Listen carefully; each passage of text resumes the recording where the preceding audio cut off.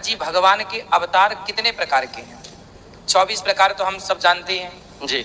24 अवतारों का वर्णन है। नारायण, नारद, हरि, कपिल देव, श्री राम, हंस, हयग्रीव, मोहिनी, दत्तात्रेय, शुभधाम इत्यादि जो 24 अवतार हैं, भगवान के जो अवतार हैं, ये 24 के अतिरिक्त और कौन कौन से अवतार हुए?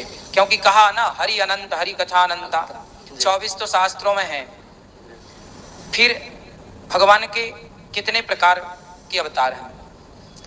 शास्त्रों में भगवान के अवतारों को महाराज जी 5 भागों में विभाजित किया गया है जी।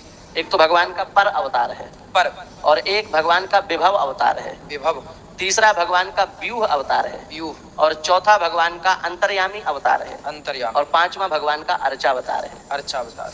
पर अवतार उसको कहा जाता है भगवान अपनी सभी शक्तियों में स्थित होकर के अपने दिव्य वैभव के साथ जब विराजमान होते हैं तो वो भगवान का पर अवतार होता है। सब भगवान के जितने भी उनके लीला में जो अंग बनते हैं वो सब आगे पीछे खड़े पर अवतार के फिर उदाहरण किसको दिया जाए? जैसे भगवान विष्णु, जब वे श्री लक्ष्मी जी के साथ में शेष पर्यंक पर अपने पूरे वैभव के साथ विराजमान होंगे तो वो पर अवतार कहा जाएगा। ऐसे ही जब श्री राम जी पूरे दिव्य दरबार के साथ में श्री हनुमान जी के साथ, जानकी जी के साथ, भरत शत्रुघ्न लक्ष्मण जी के साथ विराजमान होंगे तो वो राम जी का पर अवतार है। और दूसरा जो अवतार है वो है व्यूह अवतार। व्यूह अवतार भगवान धर्म की रक्षा के लिए लेते हैं। व्यूह अवतार का प्रयोजन है धर्म की रक्षा। तो व्यूह अवतार में भगवान 4 प्रकार से आते हैं जिनका शास्त्रों में वर्णन है। एक तो वासुदेव साक्षात भगवान कृष्ण, और एक संकर्षण श्री बलराम जी, और एक श्री प्रद्युम्न जी, और एक अनिरुद्ध जी। ये 4 प्रकार के व्यूहों में भगवान आते हैं। इसी को भगवान का व्यूहावतार कहा जाता है। तो इस अवतार में आकर के संकर्षण जी के माध्यम से स्वयं भगवान श्री कृष्ण, और अनिरुद्ध जी के माध्यम से, और प्रद्युम्न जी के माध्यम से, सबके माध्यम से धर्म की रक्षा कराते हैं। तो इसको भगवान का व्यूहावतार माना जाता है।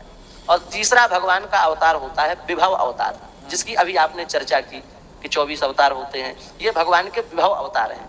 ये अलग अलग विशेष विशेष लीलाओं को संपादित करने के लिए भगवान के होते हैं। गीत गोविंदम में तो 10 ही मुख्य अवतार बताए हैं, और श्रीमद् भागवत में 22 संख्या कर दी इनकी बढ़ा के, और फिर श्री नाभादास जी ने 24 कर दी। जिनका भी आपने वर्णन किया कि 24 भगवान के मुख्य अवतार हैं, वो नाभादास जी के मत के अनुसार 24 अवतार हैं। तो इस प्रकार से विभिन्न समयों में, विभिन्न उद्देश्यों से, विभिन्न प्रयोजनों से भगवान अलग अलग रूप में अवतार लेते हैं। उन अवतारों को भगवान का विभव अवतार कहा जाता है। फिर चाहे वो कूर्म अवतार हो, चाहे मत्स्य अवतार हो, चाहे मोहिनी अवतार हो, चाहे धन्वंतरी अवतार हो, ये सब भगवान के विभव अवतार हैं। और चौथे प्रकार का भगवान का अवतार होता है अंतर्यामी अवतार। प्रत्येक पदार्थ में भगवान का अनुभव करना, कण कण में भगवान का अनुभव करना।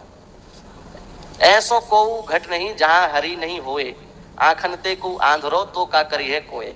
ऐसा संसार में कोई स्थान नहीं, कोई व्यक्ति नहीं, कोई वस्तु नहीं, कोई पदार्थ नहीं जहां भगवान ना हो।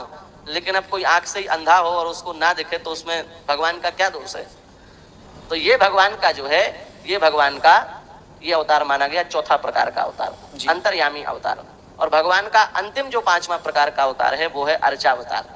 अर्चावतार के रूप में भगवान भक्त जैसी भावना करता है, जैसा उनका स्वरूप विराजमान करना चाहता है वैसे भगवान बन जाते हैं। ये भगवान का अर्चावतार है। जैसे यहाँ श्री गौरी गोपाल के रूप में भगवान विराजमान है तो ये भगवान का अर्चावतार है। श्री राधा वल्लभ जी, श्री राधा रमन जी, श्री बिहारी जी, ये सब भगवान के अर्चावतार हैं।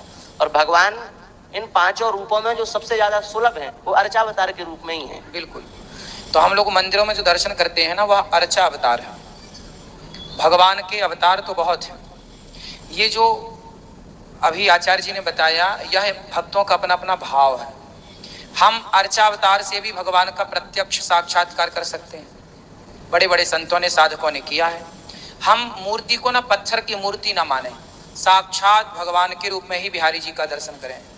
आपके घर में भी जो गोपाल जी हैं उन्हें अष्ट धातु ही ना मानते रहें कि नहीं ये तो धातु है, ये तो मूर्ति है। नहीं, वो भगवान का विशेष अवतार है, अर्चा अवतार। वो हमारे लिए सुलभ है कि हम उन्हें नहलाएं, तुलसी चढ़ाएं, पुष्प चढ़ाएं, श्रृंगार करें।